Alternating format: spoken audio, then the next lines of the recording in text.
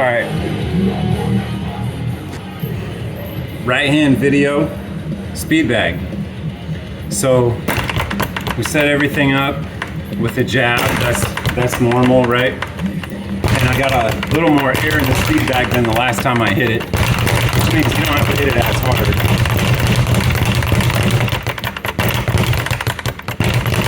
So the right hand's just getting doubled up on. Real short, just a quick twitch out of the hips and a quick subtle little rock forward from the hips through the shoulders, like that. Exaggerated, like that. Not really shifting my weight all the way back. Just like the briefest of moments. Just a short, quick twitch back and forward again.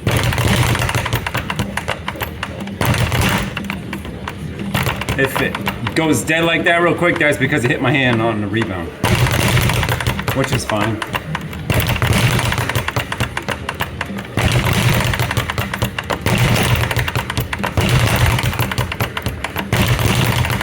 Okay, now I'm just gonna throw it once. Out, without coming back yet, right? Boom. It's out, and then we're gonna duck under and come back with our elbow low, put our hand up.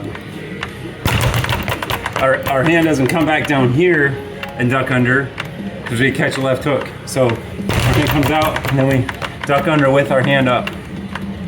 So throwing the right hand is not just getting it there. It's as important to not get hit on the way out.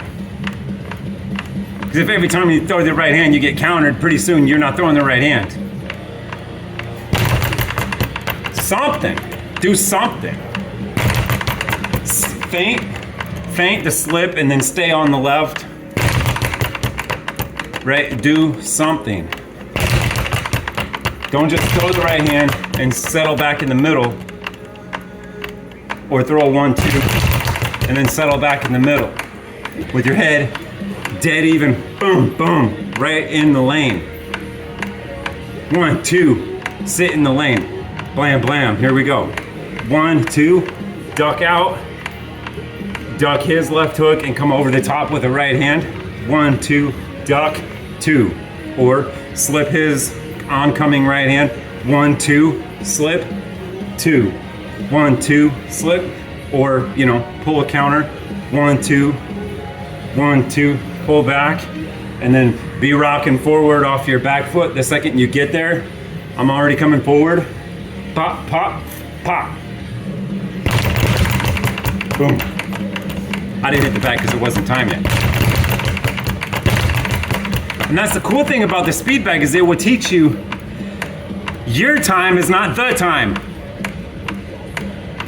Your time is great, but it's not, he's not ready yet.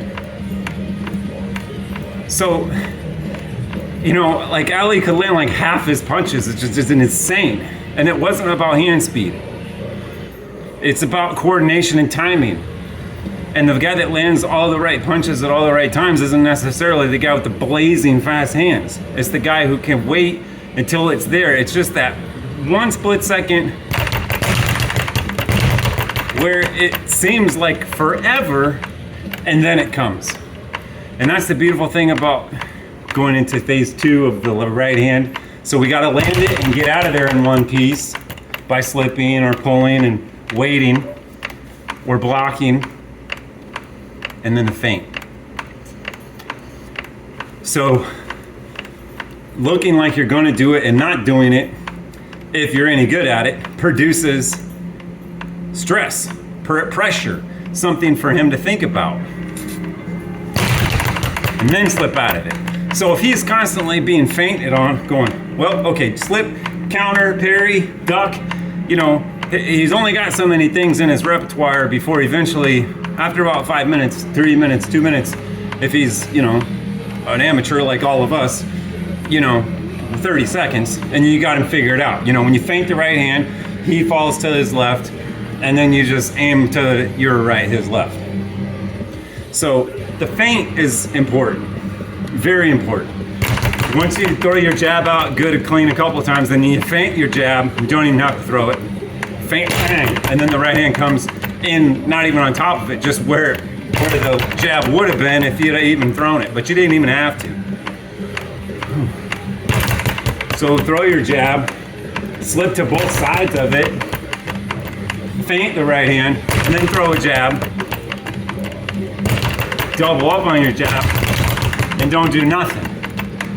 And then lead with your right hand, pull, counter. So it's got a bunch of different time that it can come. It doesn't just come the same every time. If it does, it's going to be too predictable.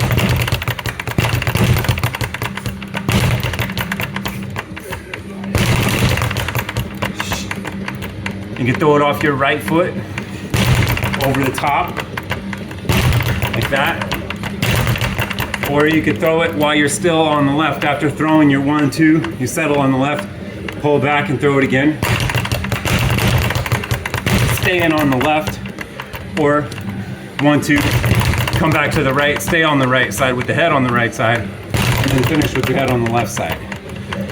But every time we're doing this, our head is watching these pieces of tape that I have all around my gym that are giving my head something to move back and forth against. So when I finish punching, my head is on one side or the other of my piece of tape. I'm always cognizant of that. And when I'm on the heavy bag, it's the same story. And my hips and belly button have a piece of tape near them too. Because I want to know where my hips, where my shoulders, where my head are before a punch and after a punch. Same side, different side. I don't know. But I do when I'm finished. And the mirror doesn't lie. And the guys that race know the stopwatch doesn't lie. The mirror doesn't lie either. And so if you work out in front of your mirror, you can tell yourself all kinds of crazy stories about how great you look, but when you look in that mirror, you're gonna know you really don't look that great.